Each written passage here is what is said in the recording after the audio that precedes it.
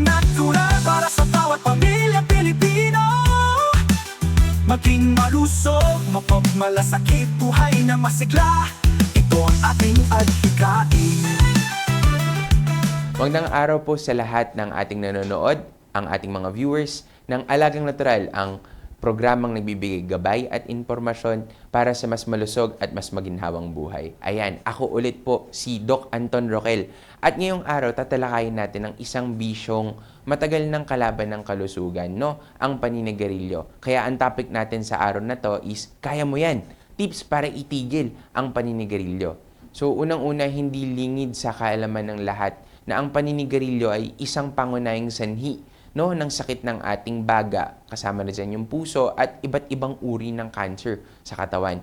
Pero alam din nating hindi madaling iwanan ito, no? Nakaka-addict kasi ito, no? So lalo na kung matagal na nating nakasanayan. Kaya ang tanong, paano nga ba huminto sa paninigarilyo or yung pag-vape kasama na rin dyan, no? So ngayong araw pag-uusapan natin, uulitin ko, yung tips para itigil ang paninigarilyo mula sa paghahanda, sa tamang mindset, hanggang sa pagharap, no? Sa tukso ng paninigarilyo.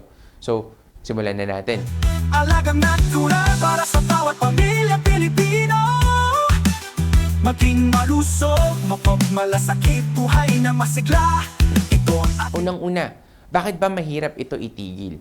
So, aminin natin, hindi talaga madali ang pagtigil, lalo na kung tayo medyo addicted, no? Or tayo nalulung na, or parang nakakapit na tayo sa bisyo na yon. So, unang-una kasi dyan, merong chemical na tinatawag na nikotina or nicotine, no? Sa sigarilyo or sa pag-vape or yung mga juices na yan, na isang substance na sabi ko nga is nakaka-addict, no? Parehong physical at emotional. Yung gratification o yung satisfaction kasi na binibigay ng chemical na to o yung substance na to. So, ibig sabihin, ito ay hahanap-hanapin ng ating katawan at ginagamit ito ng ating isip para mas mabilis na or para mas maibsan kaagad o mawala daw yung stress, lungkot o yung pagkabagot, no? Kasama na rin dyan. Kaya kung gusto mong tumigil, hindi lang katawan ang laban, kasama na rin dyan yung isip, emosyon, at lalong-lalo na yung disiplina. Ayan. Pero paano nga ba natin to may iwasan? Ano nga ba yung magandang balita, no, dito sa mga bagay-bagay na yan? Unang-una, kaya mong huminto, no? At hindi ka nag-iisa sa mga, alam nyo na, nagtatry, no? Or gusto talagang matanggal nila sa kanilang sistema. So, tuloy na natin, no? Tips para tumigil sa paninigarilyo. So, unang-una, sa totoo lang, decide on a date. Ibig sabihin, maghanap ka na ng araw ng quit date. Yung parang joke nga nila na kapag magre-resign ka na sa trabaho, di ba? Pero sa totoo lang, magtakda ka rin ng quit date. Pumili ka kung kailan mo siya gagawin. Pumili ka ng petsa kung saan or kung kailan mo, no, tuluyang ititigil. Yung tipong kahit meron kang isang kaha or meron kang bagong bili, itatapon mo kaagad yan. So, mamili ka kaagad ng iyong quit date. Hindi naman agad-agaran. Sabi nga natin, ito'y preparasyon or may mga steps tayo papunta dyan. Ang next step natin is, sabihin mo sa mga pamilya mo at mga kaibigan na, yun nga, may intention ka. Magkaroon ka na ng intention ka agad. Ngayon pa lang, na mag-quit or itigil mo yung paninigarilyo or yung pag-vape. Para, dahil sa mga kaibigan mo, sa mga kapamilya mo, meron kang suporta. At sabihin na natin, meron ka ring mahikayat, di ba? Na mag-quit. Meron kang kasama na mag-quit ng paninigarilyo sa isang bisyo na alam natin nakakasama kagad talaga sa ating katawan. Sunod dyan is yung alisin natin yung tukso. So, itapon natin yung sigarilyo, highlighter, yung ashtray, yung device mo o yung mga juices mo ng vape, di ba? Alisin natin yung tukso sa katawan or yung tukso na malapit sa atin. Bakit? Kahit na nakikita natin yan or naaamoy, lalo na dun sa mga unang araw or unang linggo, parang gusto mong balikan agad. So, alisin natin yung tukso sa katawan natin or sa paligid din natin para hindi tayo malulung ulit o hindi tayo gumamit kaagad ng paninigilyo or ng pag-vape. Ayan. So, susunod dyan is yung alamin natin ano yung mga trigger. So, iwasan kasi natin yung mga sitwasyon na nag-uudyok para manigarilyo ka. Kasama dyan yung pag-inom ng alak. Yung iba naman is pag nasistress sila ng sobra, sa kape. No? Meron naman pwede kasing alternatibo tayong gawin sa mga panahon na yon kaysa sa tayo naninigarilyo or alam nyo na, humihit-hit ng usok. Ayan. Susunod natin dyan is gumamit tayo ng mga replacement habits. Tulad nga ng sabi ko, may mga pwede tayong alternatibong gawin. Yung mga iba, dinalagay nila sa chewing gum. Yung iba naman, umiinom ng tubig. Yung madalas na ginagawa ng iba para tulungan din yung kanilang katawan is nagdi-deep breathing exercises sila or yung humihinga sila ng malalim. Yung napag-usapan natin last episode kung saan tayo humihinga ng malalim gamit ng pagpasok sa ilong, konting hold, tapos ilalabas natin sa ating bibig, dahan-dahan. Ayan. So yung mga deep breathing exercises na yan na ulitin natin for 3 to 5 times sa buong araw is pwedeng makatulong din, no? Bilang parang replacement habit ng parang paninigarilyo at sa pag-vape. Sunod natin dyan is mag-ehersisyo o maglakad. Sa totoo lang, mapapansin kasi natin na yung overall lang health natin is hindi ganun kaganda, no? Or nagde-deteriorate o lumalala, lalo na if kung naninigarilyo ng matagal na oras na, lalo na yung pag-vape. Kasi mapapansin natin dyan, mabilis hingalin, mabilis mapagod, at lalong-lalo na yung parang ang hirap or masikip huminga. So, pwede natin dahan-dahanin. Pwede tayo magsimula ng mga pa-walking-walking lang, steps lang, 'di ba? Until kaya mo nang tumakbo. So, kahit mga 10 to 15 minutes magsimula tayo kada araw hanggang nagagawa na natin yung 30 minutes, no? Na dire-diretso para may ilayo natin yung isip natin. At kasama na rin dyan is yung overall cardiorespiratory o yung baga at saka sa puso natin yung sirkulasyon is matulungan na natin siya kagad, no? Dahil sa pagtuloy-tuloy natin gawin natin yan, mas nakakatulong sa overall health at katawan natin. Kaya yung pag-ehersisyo is maganda talaga.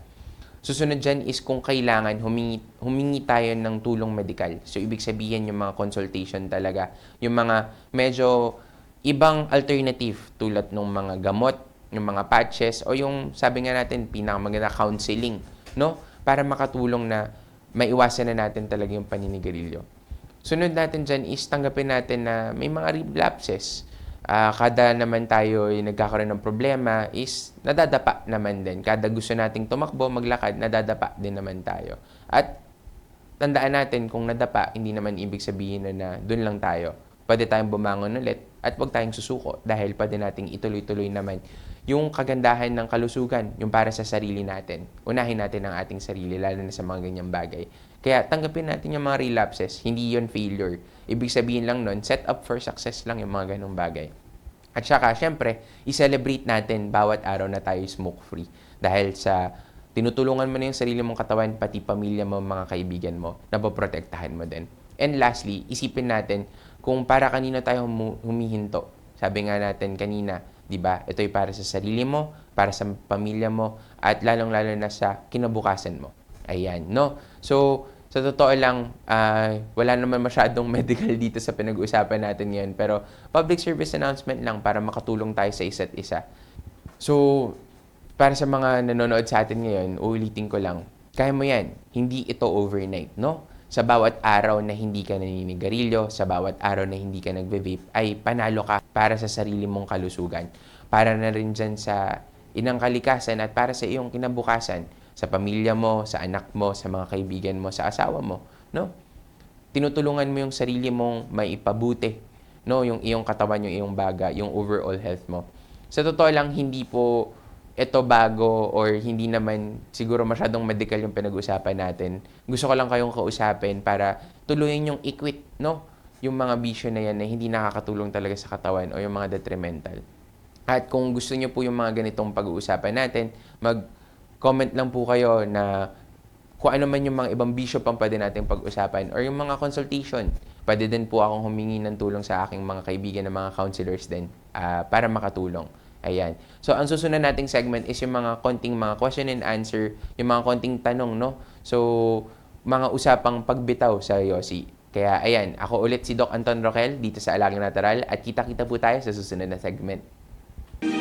Platinum Pro, ang bisa ng 600mg caplet at yerba buena, moringa, lagundi at vitamin C na mga go food for morning flexibility and whole day mobility. Kaya walang aray sa palaging pagkilos. Platinum Pro. Platinum Pro. Alam mo ba na ang flavonoids ay mabisang sangkap ng mga green leafy vegetables at kasama sa mga medicinal plants? Ito ay naglalaman ng mga benepisyo na tumutulong alagaan ang ating atay, puso at isip at nakatutulong din sa pagbawas sa mga pananakit ng katawan. Pinag-aralan ng maraming universidad at mga siyentipiko. Kaya narito ang Flavon Pro. Flavon Pro. Ang Flavon Pro ay may mga sangkap ng yerba buena, moringa, lagundi at 110% reni ng vitamin C. Ang Flavon Pro ay gawa sa mga all-natural medicinal plants at 100% gawang Pinoy. Kaya palaging tandaan, Flavon Pro. Yes, Flavon Pro. Flavon Pro, kasama ang tamang diet at exercise. Ang partner mo sa pang-araw-araw na kilos at madaling paggalaw sa umaga, tanghali at gabi. Ang Flavon Pro ay mabibili sa mga suking botika, Lazada at Shopee o kaya'y tumawag sa aming hotline 0919-000-1738. Flavon Pro. Flavon Pro. Flavon Pro. Mahalagang paalala, ang Flavon Pro ay hindi gamot at hindi dapat gamiting panggamot sa anumang uri ng sakit. Ayan, magandang araw po ulit sa ating mga manonood sa Alagang Natural, ang programang nagbibigay gabay at impormasyon para sa ating kalusugan at kalikasan. Ayan, no? So, ang usapan natin ngayon o sa ating segment na ngayon is usapang pagbitaw sa yosi.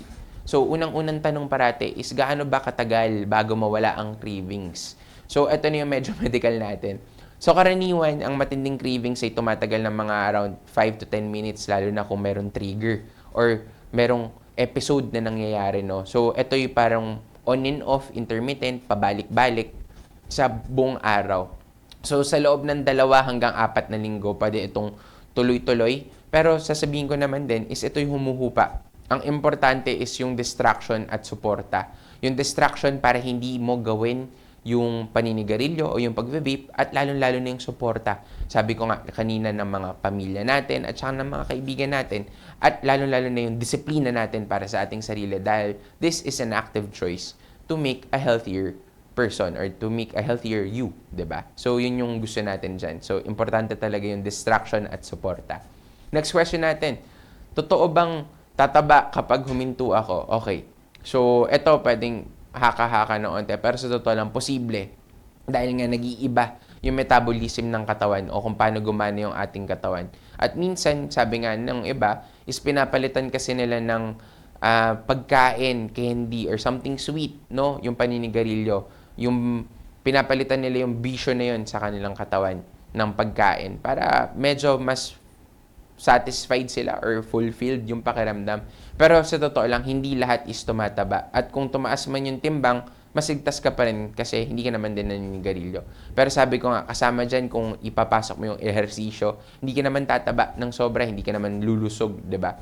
So, isama nyo lang or ipasok nyo lang din yon. Sabi nga natin, yung 4 areas, masustansyang pagkain, tamang hydration, tamang tulog, at tamang ehersisyo, no? At kung hindi natin makuha yon, pwede tayong mga mag-food supplements tulad ng Immune Advance at saka Flavon Pro. Ayan. So, ang next na question natin is, may gamot po ba na pwedeng inumin para tumigil? Okay, sige. So, sa gamot, medyo specialist na kasi talaga to, pero meron naman mga replacement therapy. So, nicotine replacement therapy kung tawagan natin. Kasama na dyan yung mga patch, yung parang candy, yung mga chewing gum, no? Pero kasi ito yung mga prescribed medications, ibig sabihin merong saktong dosage na binibigay lamang at kinakalkula din yan ng mga specialista. Meron din dyan yung mga specialized drugs din kung kailangan talaga, lalo na dun sa mga sobrang addicted. Kaya kung kayo'y interesado talaga na mag-quit na, kumonsulta kagad sa doktor para malaman ko alin yung para sa inyo, yung bagay sa inyo. Ayan, no? So, pwede ba akong huminto kahit matagal na akong naninigarilyo? Yes, oo naman, totoo naman yan. Kahit sobrang tagal mo pa, kahit buong buhay mo na, kahit nagsimula ka ng elementarya, wag naman sana, di ba? Pero, kahit sobrang tagal mo nang naninigarilyo buong buhay mo, pwede kang mag-active choice na mag-quit na manigarilyo. Kapag hiniminto ka ngayon, magsisimula kasi kaagad gumaling yung katawan mo, no? So, sa loob ng 1 taon, malaki kaagad yung ibababa ng risk mo sa heart attack. Ayan. Siguro, ang next na question ninyo is, yung sa mga matatanda na napakatagal na lang naninigarilyo pero okay lang sila, wala namang problema. Uulitin ko po, yung mga ganong bagay is mga case-to-case basis po yan, no? pwede pong siniswerte or pwedeng sadyang mas malakas lang talaga yung genetics nila. Pero sa totoo lang po, hindi po kasi yan one size fits all. Hindi po kung anong nararamdaman nila, yun din yung pwede nyo maramdaman. Kaya kung sa totoo lang po, kung pwedeng lumayo at hindi na po manigarilyo, ituloy na po natin kagad yung pag-quit natin, no? At make an active choice for yourself and for your health. Ayan. So ano ba talaga ang nangyayari sa utak at katawan kapag naninigarilyo? Sabi nga natin kanina is merong substance yung nicotine. Yung nicotine na to kasi is habang tumatagal, dumadami. Ang pinaka-scientific area natin dyan is yung addiction nga. So, sa addiction kasi sa ating utak, isipin natin yan na maraming terminal ng jeep. Habang tumatagal, paunti-unti yung terminal ng jeep, pero dumadami din naman yung mga pasahero. At dahil dumadami yung pasahero, parang tuloy-tuloy na kinakailangan ng mga jeep na lumabas at gumamit. Pero tuloy-tuloy lang din na nag-accumulate yung nicotine sa katawan. So, parang wala nang pahinga yung katawan. So, na-addict na yung katawan, dire-diretso yung paggamit ng nicotine. At next thing you know, nakakapit na sila dun sa nicotine itself. Ayan. So, yun yung siguro sana nagets nyo ng onte yung relationship, no, ng addiction ng nicotine sa utak. Pero kung ano man, pwede kayong manood ng mga ibang videos para mas matutunan ninyo yan. So, ano naman ang epekto ng kape sa paninigarilyo? Actually, ito is sabi nga nila, force of habit. Parang bang kapag pumunta ka ng bar, umorder ka ng sisig, ang kasabay nan is yung alcohol. Or paminsan nga, miski hindi nga kape lang yung kasabay ng paninigarilyo, sabi nga din sa pag-inom din ng alak, 'di ba? Or pagkatapos kumain, ulitin ko po, ito kasi yung force of habit na sinasabi nila. But again, you can break that habit. Ayan. So, next question natin is, masaba ba yung cold turkey method? Ayan. So, sa mga viewers natin na hindi po naiintindihan, pag sinabi nilang cold turkey, no, ito yung pag-quit kaagad ng tipong wala ng taper. Pag sinabi natin taper, yung para binabawasan. Ito yung tipong hard stop na tipong hindi na talaga maninigarilyo, itatapon ko agad. So, ulitin ko lang yung tanong, masama ba yung cold turkey method? So, ulitin ko, hindi masama yung pagka-cold turkey method. At sa katunayan, maraming nagtagumpay na quitters, no? Na nag-quit sa paninigarilyo na ginawa ito yung cold turkey method. Pero ito'y dapat matibay talaga yung support system mo at malakas yung paninindigan mo sa sarili mo na handa ka talaga sa mga withdrawal symptoms. Marami talaga yan. Yung salivation, yung panginginig ng katawan, yung tipong naghahanap or hinahanap mo talaga yung paninigarilyo or naghahanap ka ng outlet. So, ayan, yung mga withdrawal symptoms na yan is kasama. Ayan, okay, ito pala yung next question natin. Ano po ba yung mga withdrawal symptoms? Ayan. So, pwede ka kasing makaranas nga unang-una pagka-irita. No? Madalas yung mga nagki-quit, mapapansin nyo, irritable yan. Kasama na rin dyan yung mga parang anxiety, anxiousness, yung pagkabahala, no? Kasama dyan. Yung hirap makatulog, isa din dyan sa mga withdrawal symptoms na meron. Kasama na rin dyan yung matinding pagnanasa o yung craving talaga, no, ng paninigarilyo. At lalo-lalo na yung hirap mag-concentrate. So, ito lahat ay mga, ulitin ko, mga withdrawal symptoms, pero hindi to nakakatakot at pangsamantala lang naman to. Kaya, kayang-kaya mo yan lampasan.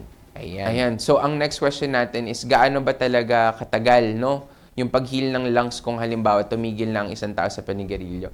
Meron kayong makikita, maraming mga researches dyan na instantaneously, kapag nag-quit ka ng magnigarilyo or yung first 30 minutes mo or first 1 hour mo na hindi ka na naninigarilyo, malaki na yung natutulong kagad sa baga. Pero, para po bang parati ako nagki-quit? Kasi hindi naman po ora-orada po akong naninigarilyo.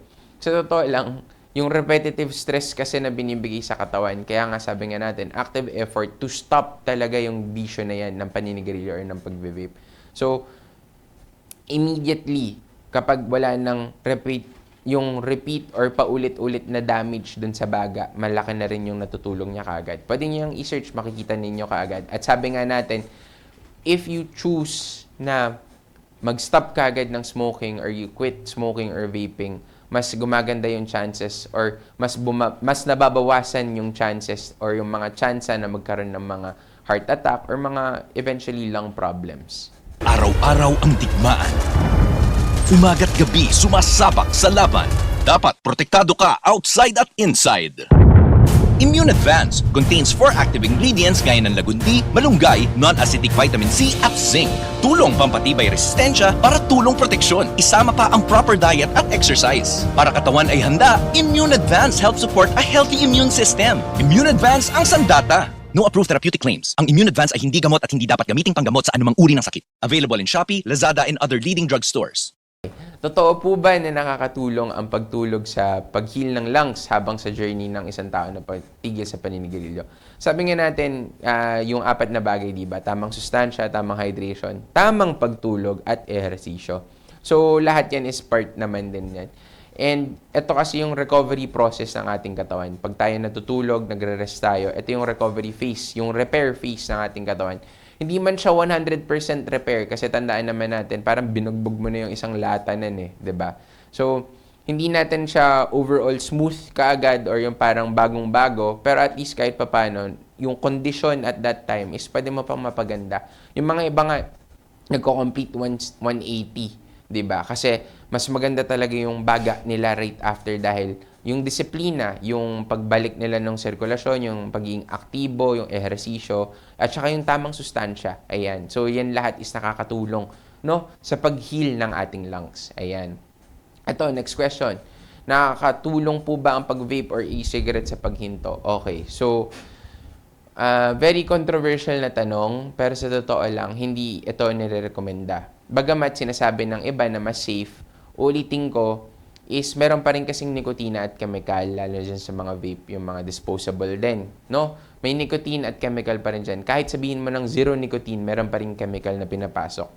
Lalo na kung hindi masyadong napag-aralan kung ano talaga yung pumapasok sa ating katawan. So, hindi ito ligtas at maaaring ang maging bagong bisyo pa nga ito, lalo na dun sa mga hindi naman talaga naninigarilyo. So, kung ako sa inyo, pinag-iisipan nyo pa lang, wag nyo nang ituloy ngayon pa lang, no? At kung pinag-iisipan nyo na mag-quit, ituloy nyo na. Yun naman po yun. Ayan, sige. So, ang next portion natin is ano bang magandang gawin kapag gusto ka ng manigarilyo? Okay, so unang-una, sabi nga natin, is the distraction at saka yung suporta. So, maghanap ka agad ng distraction. Pwede kang uminom ng tubig or kahit anong paborito mong inumin, 'di ba? Para matanggal mo kagad yung isip na 'yon. Pangalawa, lumayo ka dun sa sitwasyon o yung trigger. No, maghanap ka ng distraction talaga. Kung tipong nakikita mo yung mga ka-coworkers mo na naninigarilyo, syempre, or nagve-vape, umayo ka na kagad kasi susunod dyan is maaakit ka talaga para gawin pa rin yon. Susunod dyan, sabi ng iba, pwede kang umuya ng candy, ng yelo, o ng chewing gum. Susunod dyan is pwede kang maglakad o mag-inat at saka kung tipong hindi mo na talaga kaya, sabi nga natin, yung support system talaga is pinakamaganda. Pwede kang tumawag sa inyong kapamilya o sa kaibigan para at least kahit papano, let them to talk sense to you, di ba nga? Ang mahalaga dyan is palipasin mo yung cravings. Sabi nga natin kanina, yung matinding craving talaga is mga around 5 to 10 minutes lang naman yan. Lilipas din naman yung craving na yan, no? Ayan. So, eto, susunod. Okay lang ba na kaunti-unti or paunti-unting bawas lang muna? Actually, pwede din. Sabi nga natin, pwede yung cold turkey, pwede din naman na pabawas-bawas. Basta may malinaw ka na plano at kung kailan mo tuloy yung titigilan. Tatandaan niyo po ba yung first na sabi natin kanina? Mag-set ka ng quit date. So, pwedeng ang gawin mo dyan sa isang buong kaha mo ngayon, sabihin natin 2 weeks from now, gusto mo mag-quit. Sa araw na to, 3 lang. Susunod, 2 lang. Tapos 1 na lang. Tapos hindi mo na nauubos yung first stick. No? Hanggang kaya mo nang matanggal sa katawan. Pero yun nga, mas mabilis at mas matagumpay ang pag-quit or total quit, no? Kaysa sa gradual. Dahil nga, nandun pa rin eh. May parang feeling ka pa rin na parang kailangan mo. So, quit mo na. Bitawan mo na yung bisyo na yan. Ayan. At ang huli nating tanong ngayon is, paano kung bumalik ako sa paninigarilyo? Sabi ko nga, ang relapse po ay hindi failure, no? Ang relapse po ay tipong nadapa ka lang, no? So, ito ay parte ito ng proseso. Ang mahalaga dyan is, alam mo na kung ano yung mga dahilan or kung saan ka nagkulang, 'di ba? Pero, i-adjust natin ngayon yung plano at subukan mo ulit, 'di ba? Pero, again, huwag kang titigil na hindi mo sinusubukan ulit mag-quit, no? Tandaan, hindi sukatan ng ilang beses ka nadapa, kundi kung ilang beses ka bumangon at pinagtuloy mo talaga, 'di ba? So dito papasok, sabi nga natin, yung suporta ng pamilya at disiplina mo para sa sarili mo. Ayan. Ulitin ko po, ako si Doc Anton Roquel at maraming salamat sa pakikinig ninyo. Hindi man ito yung medical topic na gustong pag-usapan, pero let this be a public service announcement para sa ating mga kaibigan at saka sa mga kapatid no, na gusto nang magtagumpay at iwasan na po talaga ng manigarilyo at itigil na yung bisyo na yan. No?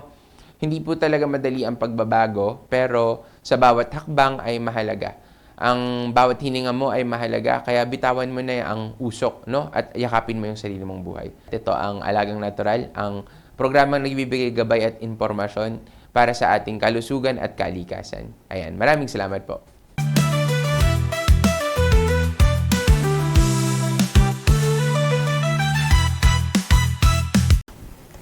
Mahirap itigil ang paninigarilyo, pero kaya mo yan. Ang unang hakbang, lakas ng loob ang desisyong ihinto ito para sa iyong kalusugan at pamilya. Pangalawa, lakas ng baga. Palakasin ang katawan sa exercise, masustansyang pagkain at pag-iwas sa tukso ng paninigarilyo. At tandaan, bawat araw na hindi ka naninigarilyo ay dagdag lakas at dagdag buhay. Kaya dito sa Alagang Natural, sinusuportahan ka namin tungo sa mas malusog na bukas. Yan ang ay dapat. Impormasyon na nagbibigay inspirasyon at gabay para sa mas matagumpay na kalusugan. Alagang Natural para sa bawat pamilya Pilipino. Hi everyone, ako po si Doc Engineer Arnold Divina. At ako naman po si Aida Gonzalez and we are your hosts here on Tagumpay It's All Good. Dito sa channel ito, we bring you real stories, inspiring journeys, and good vibes na siguradong magpapalakas ng inyong umaga. Kaya naman, don't miss out. Follow and like us on Facebook. And don't forget to subscribe to our YouTube channel. Just search Tagumpay It's All Good. At syempre, share nyo na rin sa inyong pamilya, barkada at kapitbahay. Let's spread good news, good vibes, and God's goodness. Dahil sa Tagumpay, it's all good!